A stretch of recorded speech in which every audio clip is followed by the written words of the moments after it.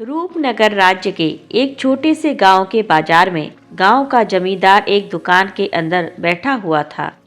उस दुकान के अंदर एक बहुत ही सुंदर मूर्ति रखी हुई थी। तभी वहां पर एक व्यापारी आकर जमींदार से बोला, वाह वाह वाह, क्या नक्काशी है, क्या खूबसूरती है, बहुत शानदार भाई, मूर्ति तो बहुत ही सुंदर है। जमींदार ने कहा, हाँ, देखने में तो व्यापारी लगते हो। व्यापारी बोला, हाँ, बिल्कुल सही पहचाना आपने। मैं अक्सर व्यापार के सिलसिले में इस गांव में आता रहता हूँ। वैसे यह मूर्ति कितने की बेचोगे?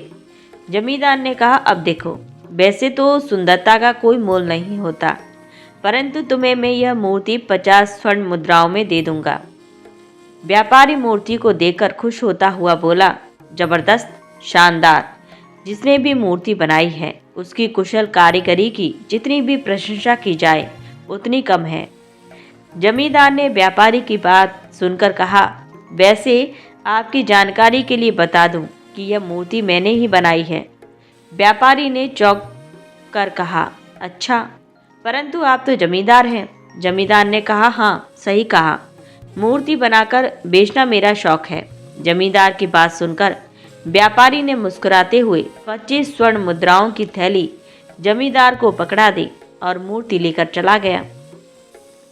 कुछ देर बाद जमींदार धीरे धीरे अपने गांव के शुभम नाम के एक युवक के घर के अंदर चला गया।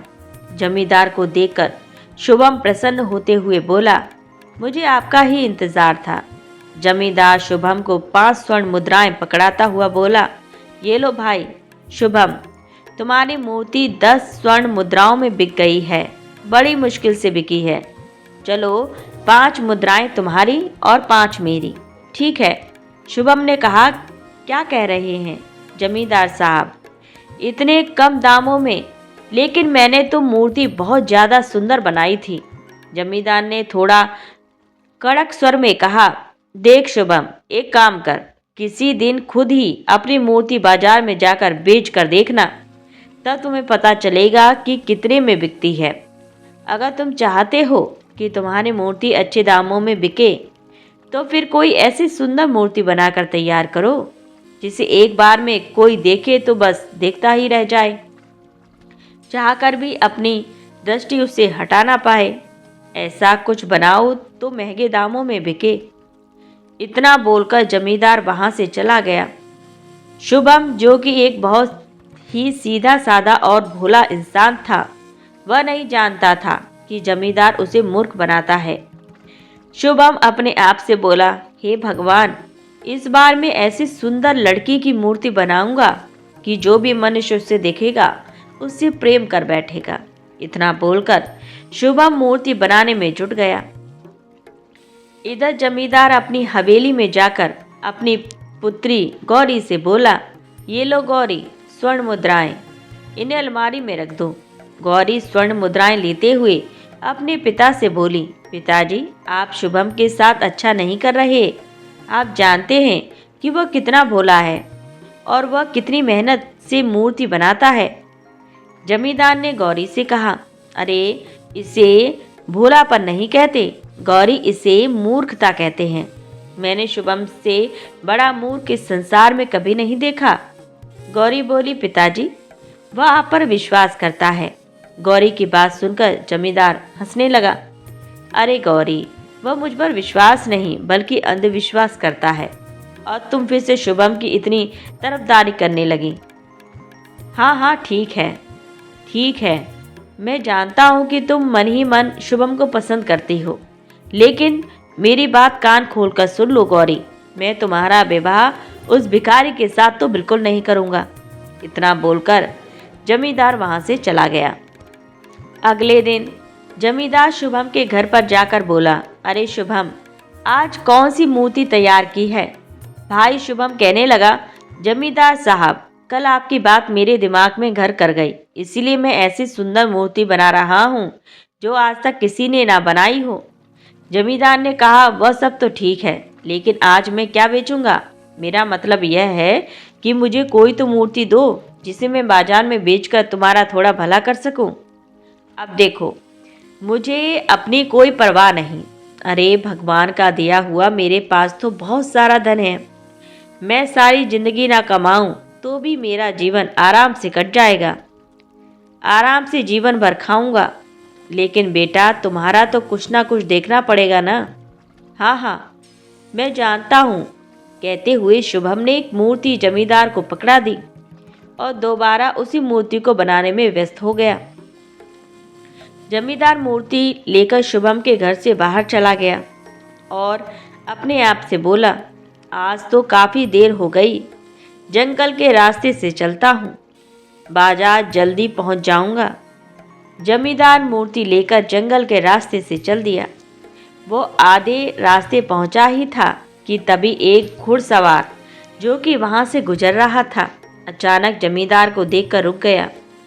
जमींदार ने देखा कि वह एक राजकुमार था। राजकुमार जमींदार की ओर देखकर बोला, मैं रूपनगर राज्य के राजा उदय भान का पुत्र राजकुमार अभिनंदन हूँ।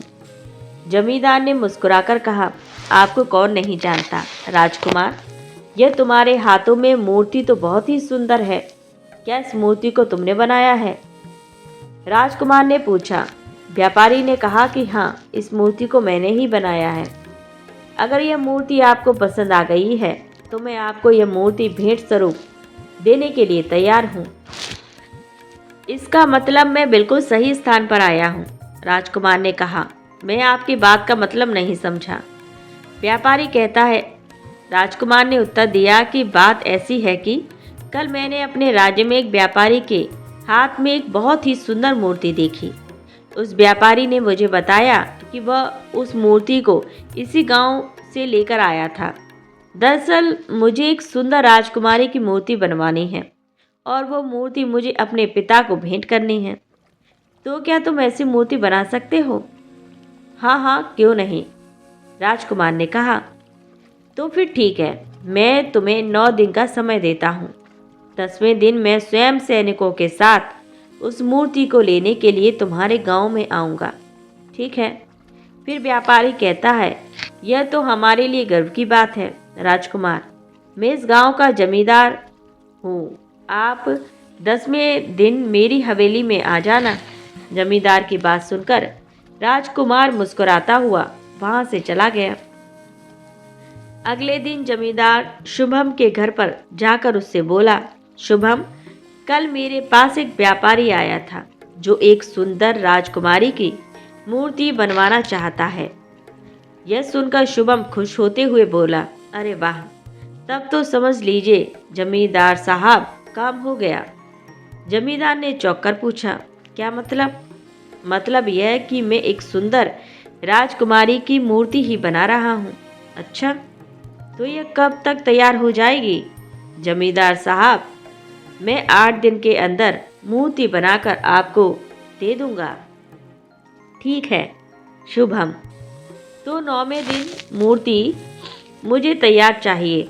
और हाँ, इस मूर्ति को बाजार में बेचकर मैं तुम्हें बहुत अच्छी कीमत दूंगा।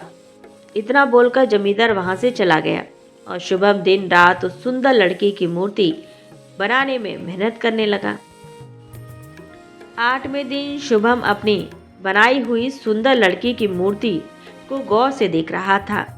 वह सोच रहा था, अरे मुझे अभी भी विश्वास नहीं हो रहा कि यह मूर्ति मैंने बनाई है।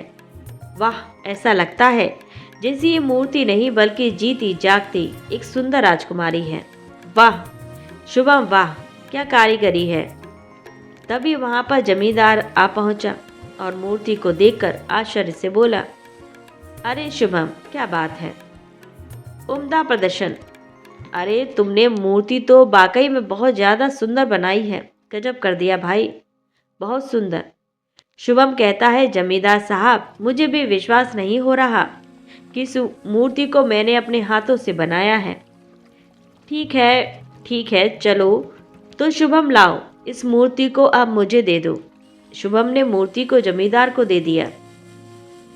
जमींदार उस मूर्ति को लेकर अपनी हवेली आ गया। मूर्ति को देखकर जमींदार की बेटी गौरी आश्चर्य से बोली, पिताजी, इस बार शुभम ने मूर्ति तो बहुत ही सुंदर बनाई है। हाँ गौरी, मगर वो मूर्ख नहीं जानता कि इस मूर्ति को लेने के लिए कल राजकुमार आ रहा है।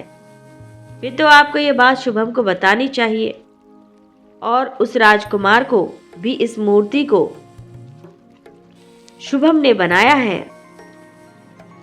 ध्यान रखना गौरी, गलती से भी राजकुमार के सामने यह बात मत बोल देना कि इस मूर्ति को शुभम ने बनाया है, क्योंकि मैंने राजकुमार से यही कहा है कि ये मूर्ति मैं बनाता हूँ।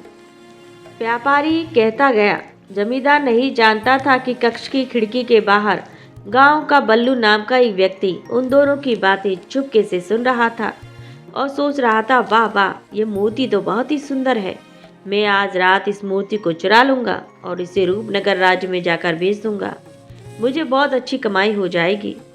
रात के समय बल्लू आहिस्ता से दबे पांव उसकी हवेली में घुसकर उस मूर्ति को चुराकर जंगल में स्थित एक तालाब की ओर ले गया।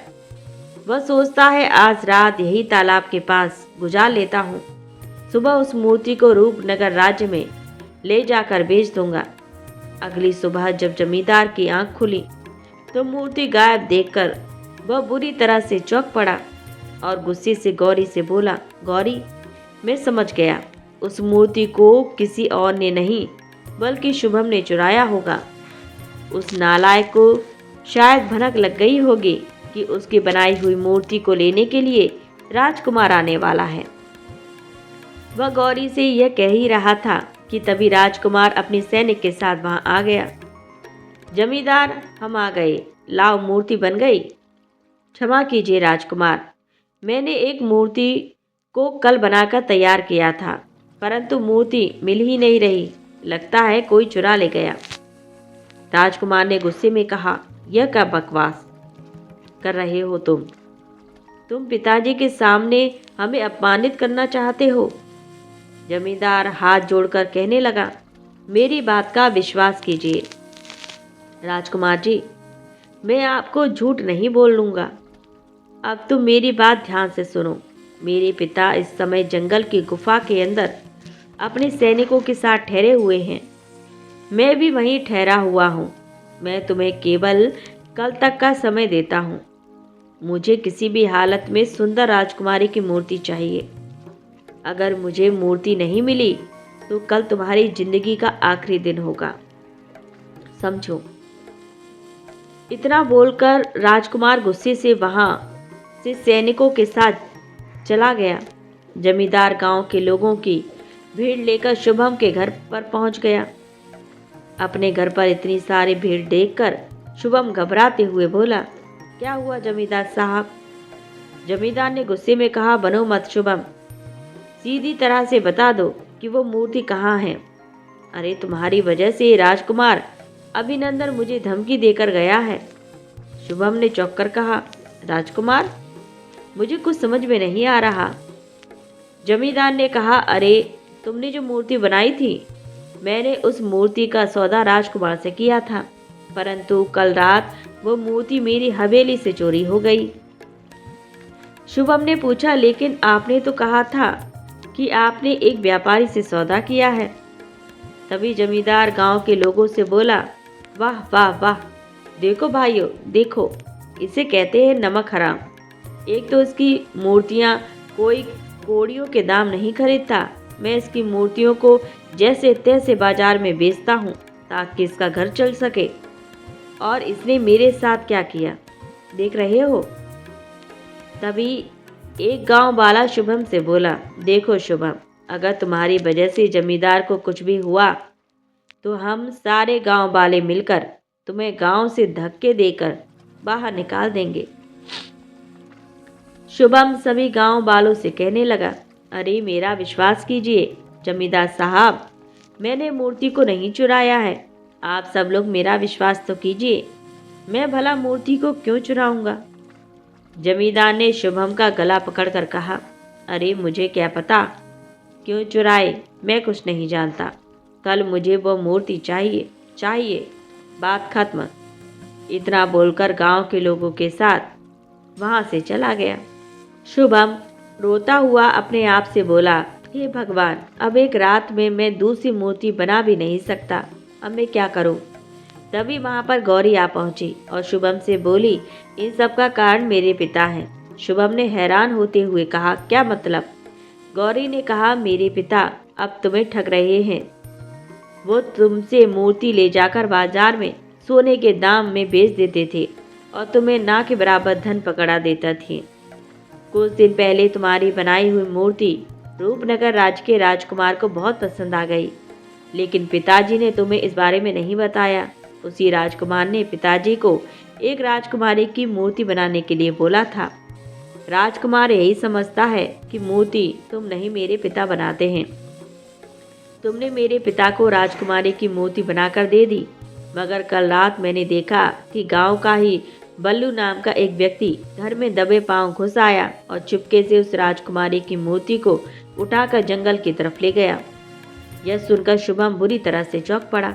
उसने गौरी से पूछा, क्या इसके बारे में तुम्हारे पिता जानते हैं? गौरी ने कहा, नहीं, मैंने पिताजी को जानबूझकर नहीं बताया कि मूर्ति किसने चोरी की, परंतु मुझे यह नहीं पता था कि पिताजी तुम्हारे ऊपर चोरी का आरोप लगा देंगे, और मुझे यह भी नहीं पता था कि राजकुमार इतना आक्रोशित हो जाएंगे कि वो पिताजी को जान से मारने की धमकी दे डालेंगे। शुभम ने कहा, अभी भी समय है, तुम जंगल में चले जाओ। हो सकता है कि बल्लू अभी रूपनगर राज्य ना पहुंचा हो, तुम्हें उसे वहां पहुंचने से पहले ही पकड़ना होगा। गौरी की बात सुनकर शुभम तुरंत जंगल की ओर चल दिया। इधर बल्लू रूपनगर राज्य की ओर जंगल के रास्ते से जा रहा था। चलते चलते वह उस गुफा तक पहुंच गया जहां राजा रुका हुआ था। तभी एक बूढ़े सैनिक की नज़र बल्लू पर पड़ी। बल्लू के हाथ में एक सुंदर राजकुमारी की मूर्ति देखकर वह बूढ़ा सैनिक बुरी तरह से चौंक पड़ा और अपने बगल में खड़े हुए सैनिक से बोला, जाओ, जाकर इसे तुरंत गिरफ्तार कर लो और यहाँ लेकर आओ। सैनिक तुरंत बल्लू को गिरफ्तार करके बूढ़े सैनिक के पास ले आए। बल्लू सैनिकों को देखकर घबरा गया और कहने लगा, मैं एक व्यापारी हूँ। सैनिक ने कड़क होकर कहा, तुम्हारा चेहरा बता रहा है कि तुम कौन हो। पहले यह बताओ कि तुम्हें यह मूर्ति कहाँ से मिली। बल्लू तुरंत बूढ़े सैनिक के पैरों में गिर पड़ा और बोला, मुझे क्षमा कर दीजिए, मुझे माफ़ कर दीजिए। मैंने यह मूर्ति कल रात ही जमींदार के घर से चुराई थी, मुझे माफ़ कर दीजिए। तभी वहाँ पर शुभम बल्लू को ढूंढता हुआ आ पहुँचा और उस मूर्ति को देखकर उस बूढ़े सैनिक से बोला, हाँ, इस मूर्ति को तो मैंने बनाकर जमींदार को दिया था। कल रात ही इस मूर्ति को इसने चोरी कर लिया। यह मूर्ति तो मेरी है। यह सुनकर बूढ़ा सैनिक बुरी तरह से चौंक पड़ा और सैनिकों से बोला, इन दोनों को महाराज के पास ले चलो। कुछ ही देर में बल्लू और शुभम मूर्ति सहित गुफा के अंदर राजा उदयभान के सामने खड़े हुए थे। उस मूर्ति को देखकर राजा उदयभान बुरी तरह से चकित हुए और बोले, यह तो मेरी पुत्री राजकुमारी चंद्रिका की मूर्ति है। राजकुमारी चंद्रिका कुछ वर्षों पहले इसी गुफा के आसपास देखी गई थी, फिर उसके बाद वह कहीं नहीं मिली। तब से मैं हर वर्ष इस गुफा में आता हूँ। तभी राजा उदयभान का पुत्र राजकुमार अभिनंदन वहाँ पहुँचा। वह कहने लगा, पिताजी, यह मूर्ति तो इस जंगल के नज़दीक गांव में रहने वाले एक जमींदार ने बनाई है। लगता है यह दोनों चोर हैं, क्योंकि जमींदार बता रहा था कि मूर्ति उसके घर से चोरी हो गई है। तभी शुभम राजकुमार अभिनंदन से बोला, नहीं नहीं, क्षमा कीजिए राजकुमार, लेकिन यह मूर्ति मैंने बनाई है। मैंने ही जमींदार को यह मूर्ति बेचने के लिए दी थी। मैं ही मूर्तियाँ बनाता हूँ। कुछ देर पहले ही मुझे पता चला कि जमींदार मेरी बनाई हुई मूर्तियाँ सोने के दाम में बेचता है और मुझे कौड़ियों का भाव भी नहीं देता। राजा उदयभान शुभम की ओर देखकर गौरी से बोले, क्या तुमने मेरी पुत्री राजकुमारी चंद्रिका को देखा है? शुभम ने कहा, नहीं नहीं महाराज, कुछ दिन पहले की बात है। जमींदार ने मुझे एक राजकुमारी की मूर्ति बनाने का आदेश दिया था। मैंने तो अपनी कल्पना से इस मूर्ति को बनाया है। झूठ बोलते हो तुम। मेरी पुत्री के बगैर देखे हूबहू उसकी मूर्ति कैसे बना सकते हो तुम? तभी राजकुमार अभिनंदन ने कहा, पिताजी यह झूठ बोल रहा है। मूर्ति इसने नहीं बल्कि जमींदार ने बनाई है।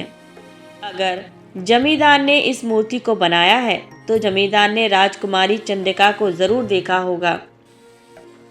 कुछ ही देर में सैनिक जमींदार के घर के अंदर घुस गए और जमींदार को पकड़कर गुफा की ओर ले आए। राजकुमार अभिनंदन जमींदार की ओर देखकर बोला, क्या यह मूर्ति तुम्हारी है जो तुम्हारे घर से चोरी हो गई थी? हाँ राजकुमार, यह वही मूर्ति है। तुम्हारे सामने जो व्यक्ति खड़ा हुआ है, जिसका नाम शुभम है, वह बता रहा है इस मूर्ति को उसने बनाया है, जबकि तुमने मुझे बताया था कि मूर्ति तुम बनाते हो।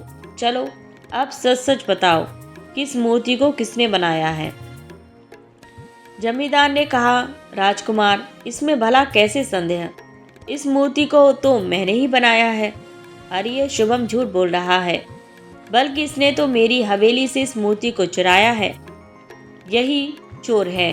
तुम जानते हो यह मूर्ति मेरी बहन राजकुमारी चंद्रिका की है, जो कुछ वर्ष पहले ही इसी गुफा के पास गायब हो गई थी। अगर तुमने इस मूर्ति को बनाया है तो फिर तुमने राजकुमारी चंद्रिका को जरूर देखा होगा, क्योंकि बिना देखे तुम राजकुमारी चंद्रिका की मूर्ति कैसे बना सकते हो? बोलो कहाँ देखा है? यह बोलकर राजकुमार अभिनंदन ने अपनी तलवार निकाल ली और गुस्से से जमींदार से बोला, चलो अब बताओ कहाँ है मेरी बहन। यह सुनकर जमींदार पूरी तरह से घबरा गया और हाथ जोड़कर कहने लगा, मुझे क्षमा कर दीजिए राजकुमार, यह शुभम सही बोल रहा है। मूर्ति मैंने नहीं बल्कि शुभम ने बनाई है। बल्कि मैं तो शुभम के साथ हमेशा से धोखा करता आया हूँ। शुभम की बनाई हुई मूर्तियाँ मैं बहुत ही महंगे दामों में बेचता हूँ और शुभम को कुछ नहीं देता। जमींदार ने इतना ही कहा था कि तभी रंग बिरंगी किरणों के साथ राजकुमारी चंद्रिका की मूर्ति असली चंद्रिका में परिवर्तित हो गई। यह देखकर वहां मौजूद सभी लोग आश्चर्य में पड़ गए। राजकुमारी चंद्रिका मुस्कुराते हुए अपने पिता की ओर देखते हुए बोली, पिताजी वर्षों पहले मैं इस जंगल में शिकार खेलने के लिए आई थी। शिकार खेलते हुए जब मैं थक गई तो इस गुफा के अंदर चली गई। मेरे अंदर आने से यहाँ पर एक तपस्वी की तपस्या टूट गई और उन्होंने मुझे श्राप दे दिया कि मैं अब किसी को भी दिखाई नहीं दूं और ना ही सुनाई दूं। मैं फूट फूट कर रोने लगी। तब तपस्वी को मुझ पर दया आ गई और उन्होंने मुझसे कहा कि जब भी कोई विचित्र मूर्तिकार अपनी कला से तेरी हूबहू दिखने वाली मूर्ति बना देगा और तेरी मूर्ति घूमकर इस गुफा के अंदर आ जाएगी, तब तू उस मूर्ति के द्वारा अपने असली रूप में आ जाएगी। राजा उदयभान वर्षों बाद अपनी पुत्री को देखकर प्रसन्न हो गए। तभी जमींदार की पुत्री गौरी जमींदार से बोली, पिताजी मैंने आपसे कहा था कि शुभम के साथ ऐसा मत कीजिए, आखिरकार आपको शर्मिंदगी उठानी ही पड़ी ना। धोखे का अंजाम बुरा होता है। शुभम राजकुमार अभिनंदन से बोला, राजकुमार मेरी विनती है कि आप इन्हें क्षमा कर दीजिए। अगर आप इन्हें बंदी बनाकर कारागार में डाल देंगे तो इनकी पुत्री का क्या होगा? यह सुनकर अभिनंदन ने कहा, देखो तुम जिसे अब तक लूटते आए थे उसी ने तुम्हारी जान बचाई। मैं केवल इस सच्चे इंसान की वजह से तुम्हारी जान बख्शता हूँ, क्योंकि इसकी वजह से वर्षों बाद मेरे पिता को उनकी बेटी और मुझे मेरी बहन मिली है। राजकुमार ने उसी समय बल्लू को कारागार में डालने का आदेश दे दिया और राजा उदयभान ने शुभम को उसी समय ढेर सारी स्वर्ण मुद्राएं देकर गुफा से विदा कर दिया और अपनी बेटी को लेकर महल चले गए। जमींदार उस दिन के बाद सुधर गया। जमींदार ने अपनी पुत्री का विवाह शुभम से कर दिया और उस दिन से शुभम जमींदार की हवेली में ही गौरी के साथ रहने लगा। प्रिय श्रोताओं, आपको यह कहानी कैसी लगी? यदि अच्छी लगी हो तो वीडियो को लाइक ज़रूर करें और इसी प्रकार की यदि आप भविष्य में वीडियो देखना चाहते हैं तो हमारे चैनल को सब्सक्राइब अवश्य कर लें। पूरा वीडियो वॉच करने के लिए धन्यवाद।